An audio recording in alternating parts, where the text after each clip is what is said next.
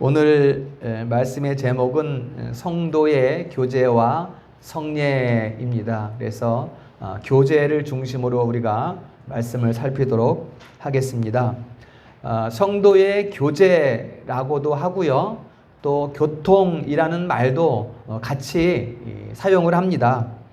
그래도 우리가 교제와 교통을 구분을 한다면 교제는 좀 더 본질적인 부분이에요. 신분에 관계된 것들이고, 또 교통은 그 신분을 가진 자들의 삶에서 나타나는 어떤 사건이라고 할까요? 어떤 일들이라고 할까요? 교제를 이루는 사람들 가운데 나타나는 어떤 일들, 이것을 우리가 교통이라고 하면 되겠습니다. 성도의 교제라고 하는 것은 이렇게 친구를 사귀는 이런 정도의 차원이 아닙니다. 또 자주 만나서 교제하는 것, 이런 것들하고 성도의 교제, 성도의 교제이기 때문에 그냥 세상 사람들의 어떤 만남하고는 다른 차원의 교제라는 것, 우리가 꼭 기억을 하면 되겠습니다. 그래서 성도의 교제는 하늘 법정에서 하나님께서 인친 사람들, 그러니까 구원받은 사람들에게 주어지는 신분, 이렇게 우리가 이해를 하면 좋을 것 같습니다. 그러니까 주어지는 거예요. 내가 어느 부잣집 가정의 아들로 태어나겠다. 그래서 내가 열심히 노력해서 그 가정의 아들이 될 수 있는 게 아니죠. 그렇죠? 내가 어느 집 가정, 우리 집 가정의 자녀가 된 것은 내 의지하고는 상관없이 그냥 주어진 신분이잖아요. 그렇죠? 이게 바로 성도의 교제와 같다는 것입니다. 우리가 하나님의 자녀가 되었다. 우리가 천국 백성이 되었다. 다 신분이거든요. 이런 것들이. 내가 천국 백성이 되고 하나님의 자녀가 되는 것은 내 의지하고 상관없어요. 하나님께서 나를 택하시고 나를 사랑하셔서 내가 천국 백성이 된 것이거든요. 이것처럼 성도의 교제도 우리의 의지와 상관없이 신분적으로 주어진 것이다 라는 것을 기억을 하면 되겠습니다. 그러한 신분 가운데 이제 교제가 있으면 이제 전화도 하고 또 만납시다, 차 한잔 합시다, 또 편지도 쓰고, 이런 것들이 이제 교통이라고 우리가 볼 수 있게 되겠습니다. 교제가 있는데 교통이 없다면 좀 이상한 거죠. 그렇죠? 교제가 있으면 당연히 교통이 있어요. 서로 남녀 간에 사귀는데 1년 동안 연락도 한 번도 안 한다 그러면 그건 좀 문제가 있는 거잖아요. 그러니까는 교제가 있으면 당연히 교통이 따르게 된다. 이렇게 우리가 이해를 하면 좋겠습니다. 자, 첫 번째로 그러면 교제의 시작은 어떻게 되는 것인가? 우리가 제목에도 볼 수 있지만 교제의 시작은 그리스도와의 연합이다. 그리스도와의 연합으로 시작되는 것입니다. 자, 먼저 예수님께서 어떤 교제와 교통을 하셨을까? 이것을 먼저 보면 좋겠습니다. 바리새인들은 예수님을 저 사람은 먹기를 탐하는 사람이고 포도주를 즐기는 사람이다. 이렇게 예수님을 비난했어요. 바리새인들하고 서기관들이. 왜냐하면 예수님은 유대인이거든요. 유대인이고 유대인 중에서도 유대 지파예요. 유대 지파. 왕가란 말이죠. 왕가. 유대 지파인데 예수님이 하는 것을, 사람들 만나는 것을 보면 맨날 세리하고 만나고 또 창기들 만나고 저 거라사 지방에 가가지고는 밧줄에 쇠사들에 묶여있는 미친 광인 찾아가서 만나고 또 사마리아 다니면서 이상한 여인도 만나고, 유대인들은 다니지도 않는 길로 막 다닌단 말이에요. 또 그들과 만나는 것뿐만이 아니라 그들과 한자리에서 맨날 먹고 마셔요. 그러니까 유대인의 정결례 식사법에서는 이방인들, 죄인들하고 같이 밥도 못 먹게 하는데 맨 그런 사람들을 찾아가서 만나고 그들과 먹고 마시니까 유대인, 이제 바리새인들이 보면서 막 비난을 하는 거예요. 저 사람은 먹기를 탐하는 사람이고 포도주 마시는 거 즐기는 사람이다. 이렇게 이제 비꼬면서 유대인들이 질타를 한 것이지요. 이것이 주님께서 이 땅에 오셔서 보여주신 교제와 교통이에요. 정말 친밀하고 긴밀한 교제의 모습 아닙니까? 사람들을 차별하지 않아요. 지금 우리 같으면 저 산속에 묶여있는 미친 사람 찾아가겠습니까? 밧줄에 묶여있는데 무서워서도 못 가잖아요. 뭐 죄인들, 뭐 사람들이 만나기 꺼려하는 그런 사람들 찾아가겠습니까? 안 찾아가잖아요. 근데 주님은 그런 사람들을 찾아가서 만나고 그런 사람들하고 같이 식사했단 말이에요. 정말 누구도 하기 어려운 교제와 교통, 이것을 주님께서 보여주셨다라는 것입니다. 그런데 이것도 굉장히 아름답고 친밀한 교제의 모습이지만 이제는 이것보다 더 완전한 교제를 이루셨다. 주님께서 더 완전한 교제를 이루셨어요. 이제는 같이 음식 먹고 같이 뭐 길을 걸어가고 같이 잠자고 이런 게 아니라 이제는 아예 우리 안에 들어와 계시다는 거예요. 옆에 계신 게 아니라 아예 우리 안에 들어와 계시다. 주님께서 우리 안에 계시고 우리가 주님 안에 거하고 교제의 완성을 이루셨어요. 주님께서. 어떻게 이러한 교제의 완성을 이루셨습니까?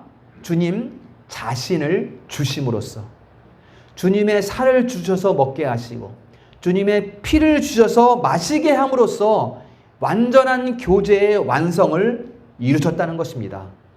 그렇기 때문에 이제는 뭐 제자들이 뭐 예수님과 함께 다녔다, 아이고 부럽다, 이게 아니에요. 이제는 뭐 같이 음식 먹고 같이 잠자고 이런 건 아무것도 아니란 말이에요. 이제는. 왜냐하면 주님께서 내 안에 계시기 때문에 이제 뭐 같이 걸어가고 싶고 이런 게 아니란 말이에요. 이미 내 안에 계신 분이 바로 주님이시다라는 것입니다. 이게 교제의 완성입니다.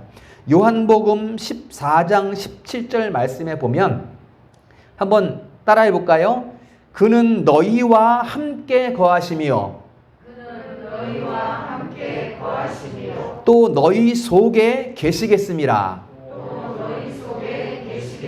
바로 이거예요. 주님께서 이제는 우리와 함께 계시고 우리 속에 계시고, 갈라디아 2장 20절에는 이제는 내가 사는 것이 아니요 오직 그리스도께서 내 안에 사시는 것이라. 이게 교제의 완성입니다.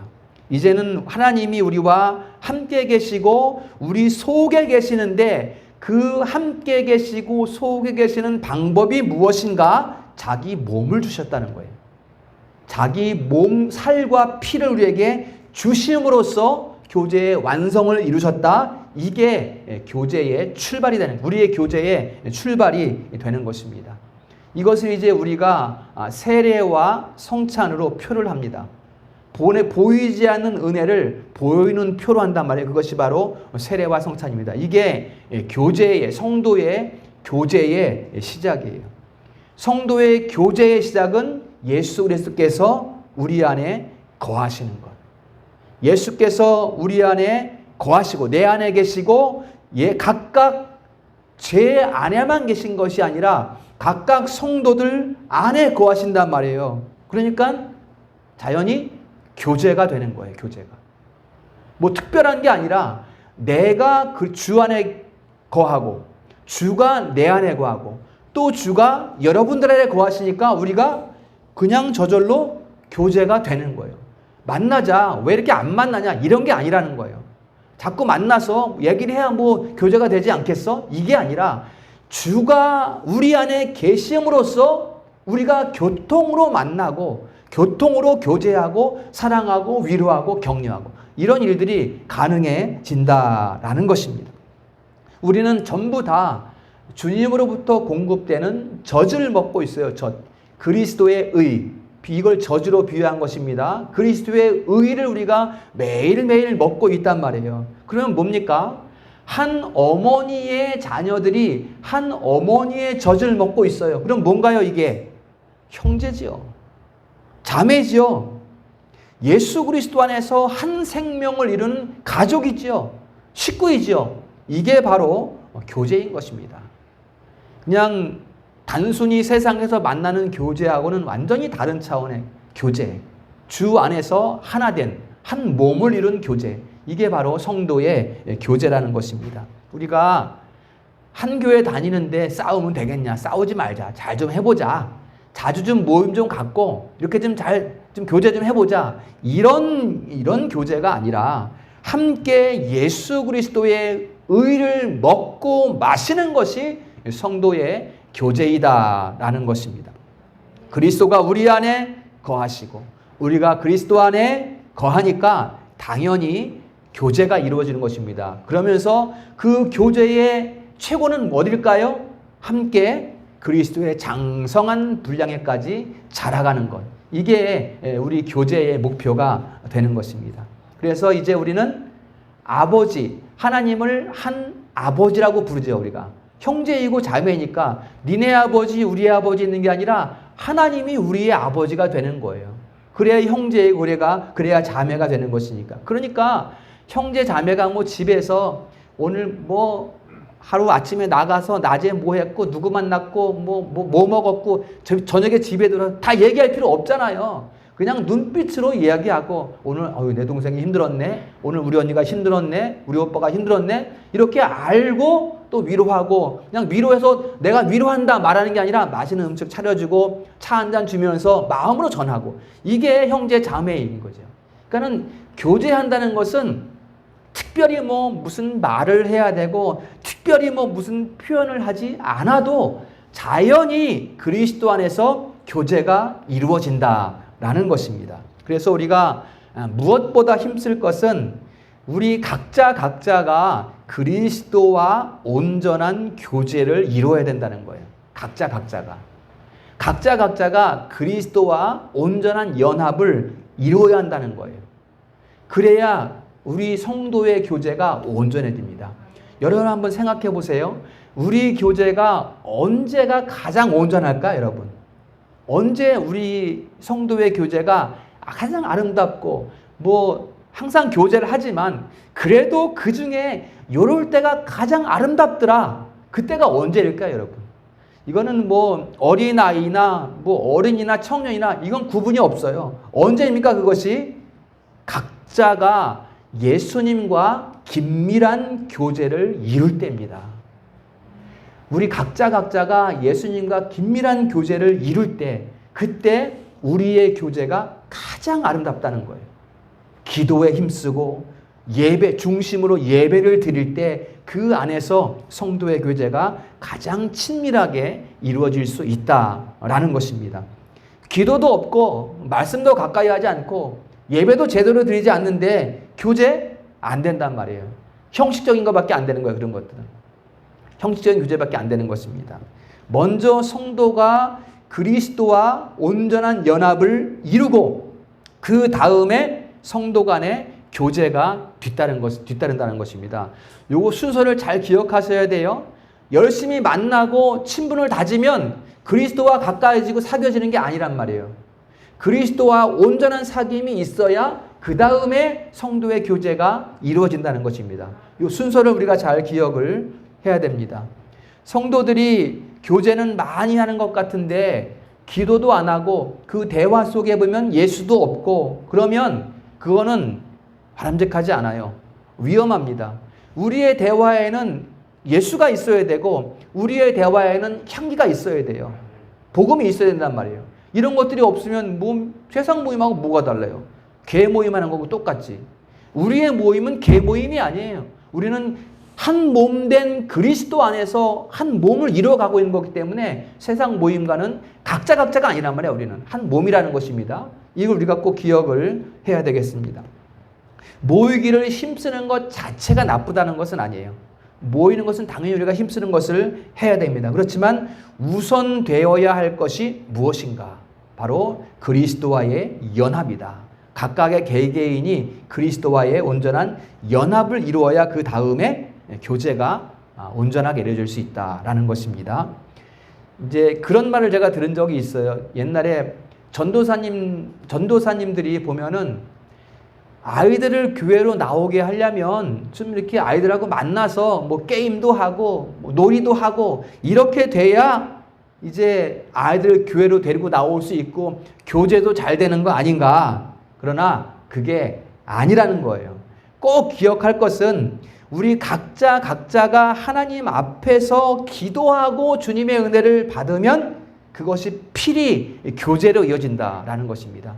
뭐 아이들하고의 만남이 필요 없다는 것은 아니에요. 만나야 되지만 그 전에 우리가 항상 기도로 준비하고 내 삶, 내 모습이 먼저 그리스도와 온전한 사귐이 있어야 그 다음에 아이들과도 사귐이 있게 되고 나의 그러한 아름다운 향기가 그 아이들한테도 전파될 수 있다라는 것입니다. 그래서 성도의 교제가 온전하다라는 것은 그 각자가 예수 그리스도와 온전한 사귐에 있다, 온전한 연합을 이루었다라는 것과 다르지 않은 거예요.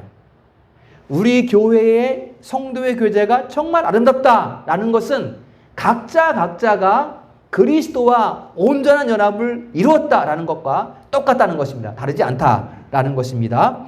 고린도전서 6장 17절 말씀에 보면 여러분 이런 말씀 우리가 너무 많이 사모해야 돼요. 이런 말씀 안에 거해야 되거든요.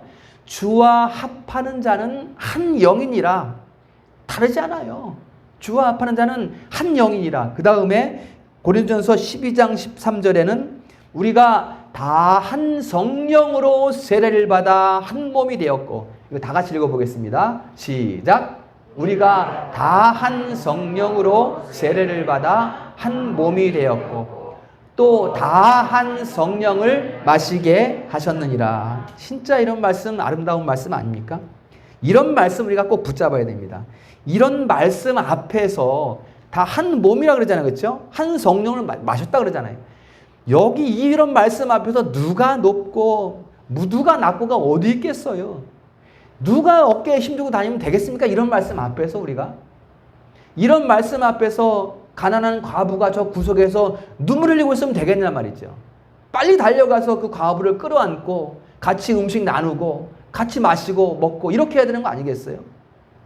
어깨에 힘이나 주고 다니면 되겠냐 말이지. 이렇게 우리에게 말씀을 하고 있는데 주님께서 정말 아름다운 말씀입니다. 우리가 다 한 몸이고 한 성령을 다 함께 마셨다. 이렇게 우리의 신분을 말씀하고 있는 것입니다.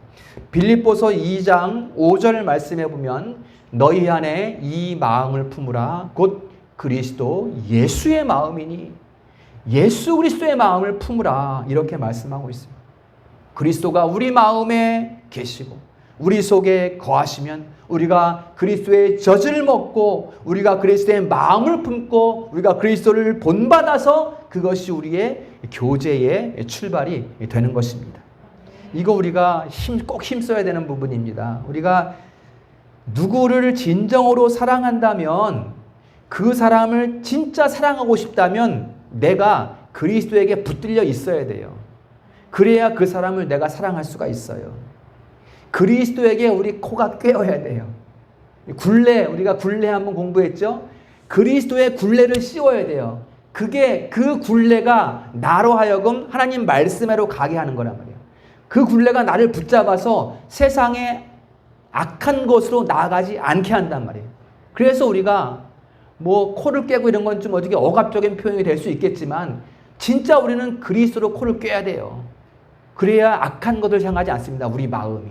그래야 우리 마음이 진리를 향할 수 있습니다. 이거 우리가 힘써야 됩니다. 내가 내 친구, 나의 어떤 사람을 너무나 사랑하니까 저 사람이 주일날 어디 놀러 가자고 하는데 그 사람 따라간다? 이건 사랑해서 가는 게 아니에요. 이건 사랑이 아닙니다. 이것은. 그 친구, 그 사람을 진짜 사랑한다면 그 사람을 위해서 기도해야 되겠죠. 더 내가 예배에 힘써야 되고 그 사람을 더 아끼고 사랑하기 때문에 그 사람하고 놀러 가는 것이 아니라 그 사람을 위해서 간구한단 말이에요. 그래서 언젠가 나의 간구를 하나님께서 들으시고 그 사람에게 그리스도와의 온전한 연합을 허락하신다면 이제 우리는 그리스도 안에서 함께 아름다운 교제를 이루어갈 수 있게 되는 것입니다. 이것이 우리 성도들의 삶이 되시기를 주님의 이름으로 축복합니다. 두 번째 말씀은 교제와 성례의 출발은 무엇인가 라는 것입니다. 어디로부터 출발되는가. 자, 오늘 읽은 본문 한번 보겠습니다. 2장을 전체적으로 한번 봅니다. 우리가. 자, 본문을 먼저 보면 41절 보면 그 말을 받은 사람들은 세례를 받음에 이날에 신도의 수가 3천이나 더하더라. 그러니까 믿는 사람들의 수가 3천이나 더하더라. 여기에 보면 세례가 나옵니다.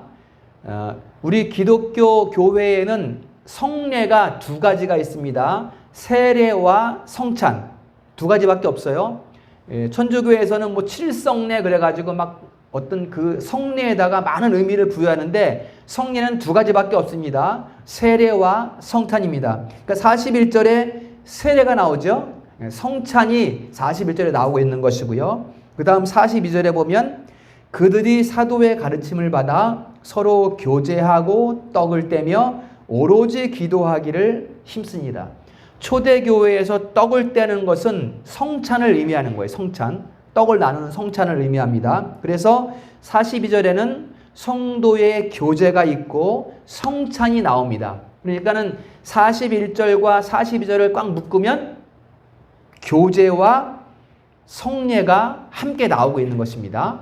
자, 여기에서 이 두 구절 우리 성도님들이 중요한 부분을 발견했을 거라고 믿습니다. 두 구절 가운데에 성례와 교제가 나오는데 중요한 것은 앞에 두 부분이에요. 앞에 두 부분. 자, 41절 앞에 뭐라 그래요? 그 말을 받은 사람들은. 42절에는 사도의 가르침을 받아. 이게 중요한 거예요, 이게 여러분. 이게 출발입니다. 이게 출발이에요.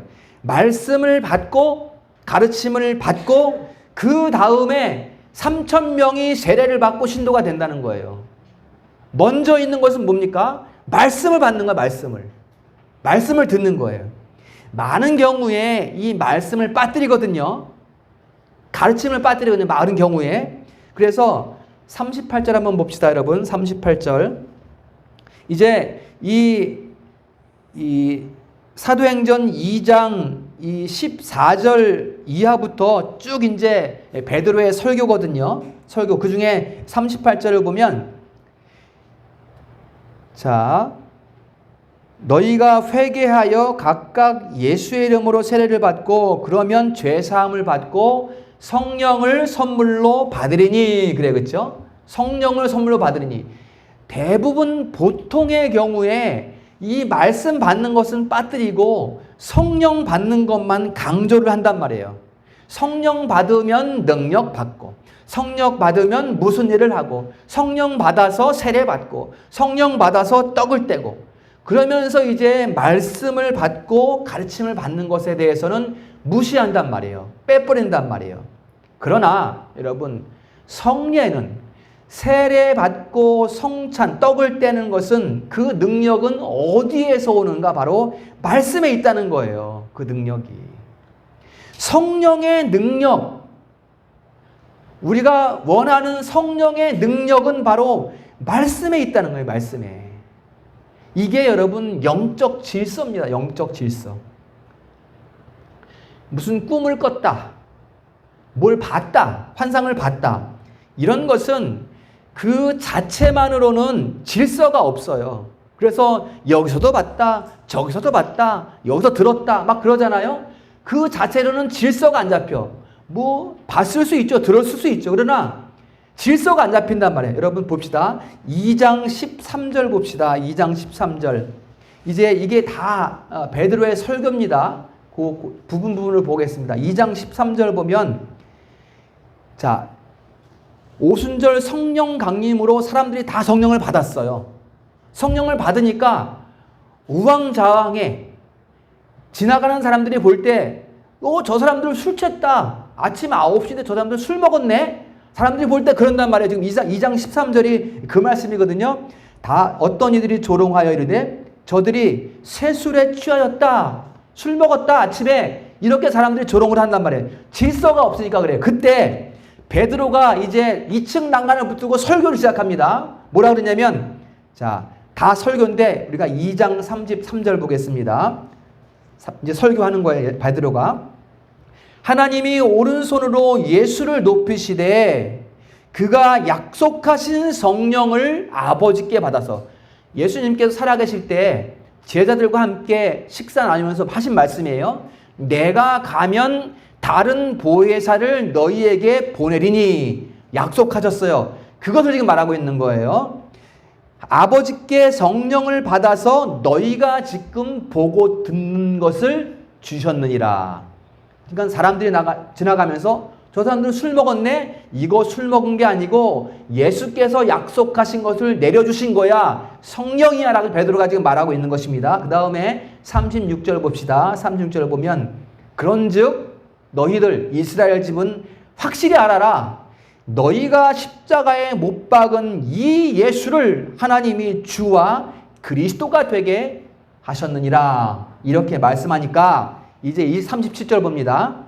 그들이 이 말을 듣고 마음에 찔려. 여러분, 마음에 찔리는 것은 내가 생각하고 내가 판단한 겁니까? 성령의 역사, 그렇죠? 성령이 그 마음을 찌른 거예요. 그 말씀으로. 아, 우리가 잘못했구나. 우리가 메시아를 못 박았구나. 마음에 찔린 거예요. 그러니까는 마음에 찔려 우리가 어찌할꼬 이제 베드로에게 사도들에게 말하는 거예요. 38절입니다. 너희가 회개하여 예수 그리스도의 이름으로 세례를 받고 죄 사함을 받으라. 그러면 성령을 선물로 받으리니. 이렇게 말씀해요. 자, 여러분 중요한 거예요. 자, 말씀이 선포되기 전에는 술 먹었다, 우왕좌왕하고 있었는데 말씀이 선포된 후부터는 좌중이 딱 정리가 되고 영적 질서가 잡히니까 이제 온전한 성도의 교제가 시작되는 거예요. 여기에서 이제 사람들이 세례를 받고 신도가 되고 또 함께 떡을 떼고 온전한 교제의 질서가 잡히는 거예요. 여러분, 이게 다 성령의 역사죠. 성령의 역사입니다. 사람들이 한 일이 아니에요. 성령의 역사. 그러나 성령이 무엇으로 역사하는가 말이에요. 무엇으로. 즉 선포된 말씀 가운데 역사한다. 믿으시기를 축복합니다. 성령의 역사는 막 여기저기서 우왕좌왕 역사하는 게 아니에요. 선포된 말씀 가운데 그 말씀을 가지고 사람의 속을 관절을 찔러 쪼개서 그 마음이 깨어져서 주 예수 그리스도 앞에 나오게 하는 거란 말이에요. 이게 바로 성령의 역사입니다. 환상을 보고 꿈을 꾸는 것이 중요한 게 아니에요. 이건 자랑할 것이 아니에요. 중요한 것은 그 환상과 그 뭘 들었다는 것을 말씀에 비추어서 그 의미가 무엇인가를 바로 아는 게 중요한 거죠. 사도 바울이 환상을 봤어요. 너 예루살렘에 가면 결박될 것이다. 이걸 가지고 이제 밀레도에서 에베소 장로들을 초청해서 거기에서 이제 작별을 구합니다. 근데 내가 예루살렘에 가면 결박될 것이다. 그러니까 장로들이 뭐라 그래요? 그러니까 가지 마십시오. 사도 바울이 뭐라 그래요? 그러니까 가야 돼. 뭐가 다른 겁니까? 말씀에 입각해서 하나님의 뜻을 깨달았을 때 그 환상이 도망치라는 것인지 그 환상이 예루살렘으로 들어가라는 것인지 바로 알아야 된다는 거예요. 바로 환상을 보는 것이 중요한 게 아니라 그 하나님께서 뜻하신 바를 바로 알고 그것을 행하는 것이 중요하다라는 것을 말씀하고 있는 것입니다. 그래서 우리는 항상 먼저 하나님과의 이 수직적인 관계가 중요해요. 이 수직적인 신앙을 항상 유지해야 돼요. 그래야 수평적인 형제 간의 교제, 사랑이 이루어질 수 있는 거예요. 먼저 사랑하고 그 다음에 수직적으로 하나님을 바라보자, 이게 아니라는 거예요. 하나님과의 먼저 수직적인 신앙이 갖추어지고 그래야 그 다음에 형제사랑, 아름다운 교제가 이루어질 수 있는 거예요. 여러분, 그 가운데 누가 달리셨어요? 그 가운데 예수께서 그 가운데 달리신 거예요. 십자가에. 그 사랑, 하나님과의 완전한 진리의 신앙의 확신 가운데에서 형제의 사랑, 그 중간에 예수님이 달려 계신 거잖아요. 그것을 이루시기 위해서.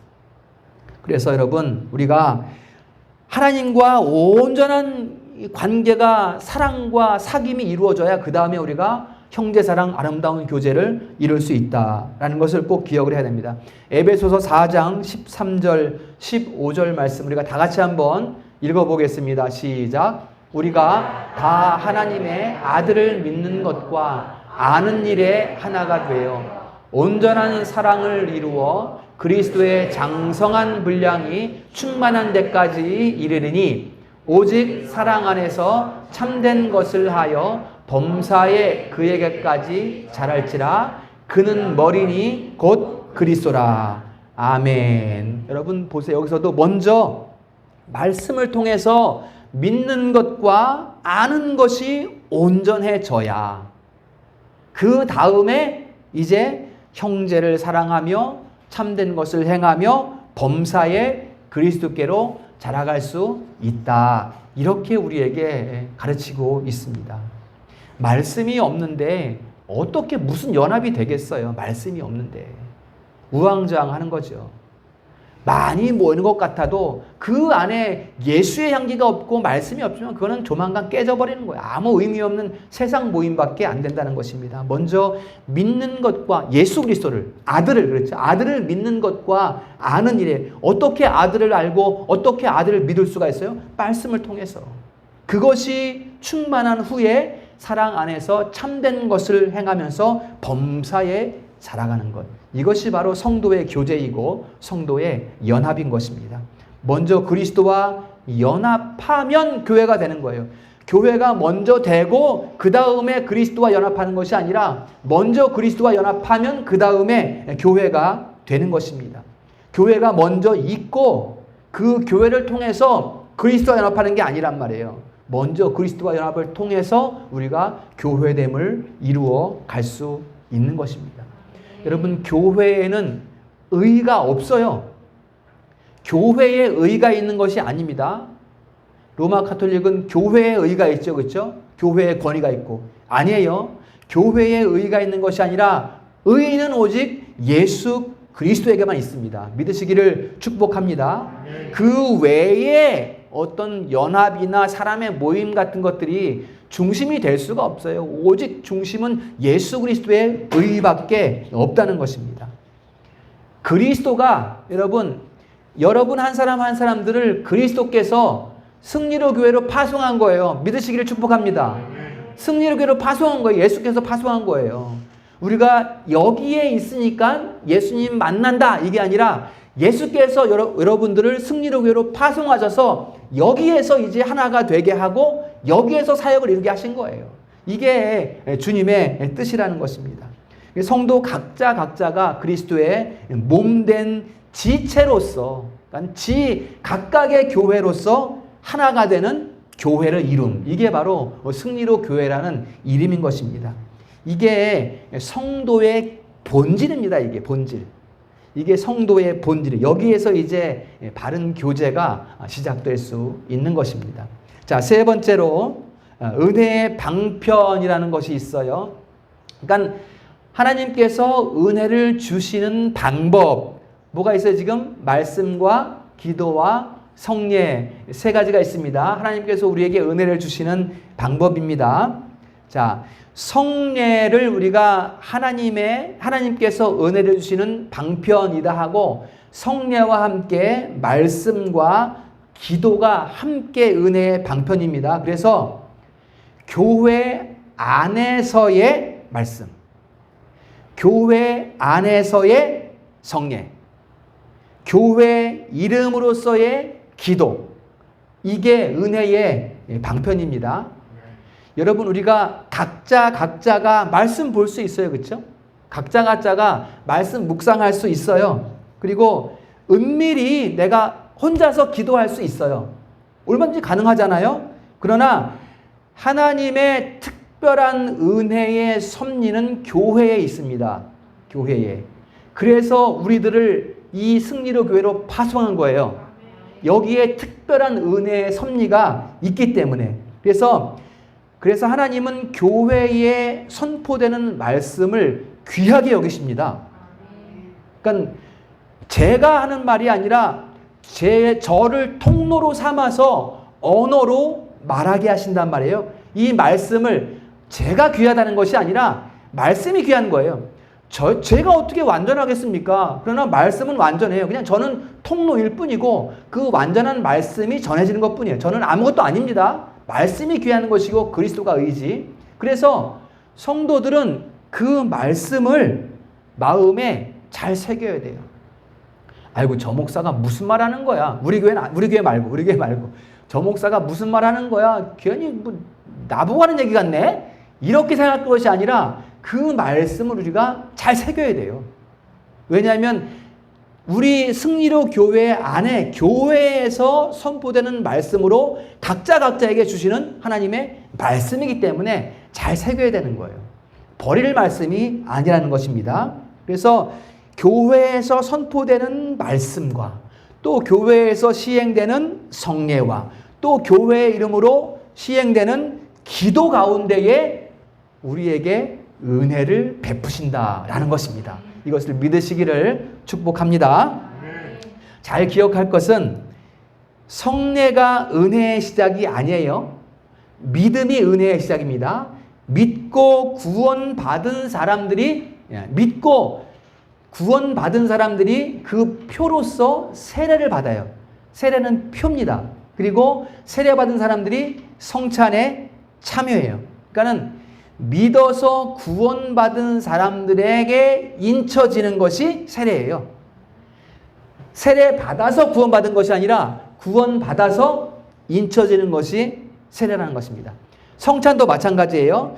말씀을 듣고 믿음으로 은혜를 받았기 때문에 우리가 성찬을 행하는 것입니다. 그래서 본질은 말씀을 듣고 믿는 것이 본질이고 그 믿음에 의한 구원의 표가 세례와 성찬으로 보여지는 거예요. 이걸 우리가 순서를 잘 생각해야 됩니다. 로마 가톨릭에서는 세례 받아야 구원이에요. 바뀌어져 있어요. 그러니까 그 세례를 받지 않으면 구원받지 않은 사람 다 구원받지 않은 사람들이에요. 우리는 그렇지 않습니다. 우리는 구원받은 사람들을 세례로 표를 하는 거예요. 구원은 하나님께 있는 거지 어떤 무슨 의식을 행해서 그게 구원이 아니라는 것입니다. 우리는 하나님께서 구원하신 그 백성을 세례로서 표를 하는 거예요. 그 표를 받은 사람들은 주님의 살과 피에 참여하게 되는 거예요. 그게 바로 성찬이고요. 그러니까 보이지 않는 은혜가 보이는 표로 나타나는 것. 이것이 바로 성례, 세례와 성찬이 되는 것입니다. 자, 말씀을 결론하겠습니다. 여러분, 구약에 나오는 아브라함은 할례를 받아서 구원받은 것이 아니라 할례 받기 전에 믿음으로 받은 의를 할례로 인친 거예요. 구원받은 것을 할례로 표한 거예요. 그게 이제 신약시대의 세례입니다. 그게 세례인 거예요. 그래서 꼭 기억할 것은 우리의 성도의 교제가 귀하고 성례가 귀하지만 믿음보다 앞서지는 않는다는 거예요. 믿음이 앞서요. 믿음으로 구원받음으로써 세례받고 성찬에 참여하는 것입니다. 그래서 우리는 말씀을 듣고 믿음으로 구원을 받고 말씀을 듣고 교제하고 말씀을 듣고 떡을 떼는 거예요. 믿음으로 구원받았기 때문에 말씀을 듣고 교제하고 그 말씀 가운데서 우리가 떡을 떼는 성찬에 참여하고 라는 것을 꼭 기억을 하고 우리가 교제한다는 것 또 이 성례에 참여한다는 것 여러분들이 의미를 잘 새기셔야 됩니다. 그냥 교회에서 성찬식 하니까 그냥 나 세례 받았으니까 그냥 하면 되지 참여하면 되지 이렇게 생각하면 안 된단 말이에요. 이 세례와 성찬은 온전한 그리스도의 연합의 표란 말이에요. 그래서 그 표를 가진 내가 어떤 자세로 그 성찬에 참여해야 되겠는가. 그래서 자기의 죄를 가지고 먹고 마시는 것이다 이렇게 말씀이 있잖아요. 그러니까는 온전하지 않은 상태에서는 참여하지 못하게 한단 말이에요. 세례 받아서도 모든 죄를 회개하고 그 다음에 성찬에 참여하게 한단 말이에요. 이것을 우리가 잘 기억을 해야 돼요. 내가 세례 받았다. 내가 성찬에 참여한다. 이것이 어떤 의미인지를 우리가 깊이 숙고할 필요가 있는 것입니다. 그럴 때 하나님의 은혜가 우리 가운데에 충만히 임하게 되는 것입니다. 은혜가 되시기를 축복합니다.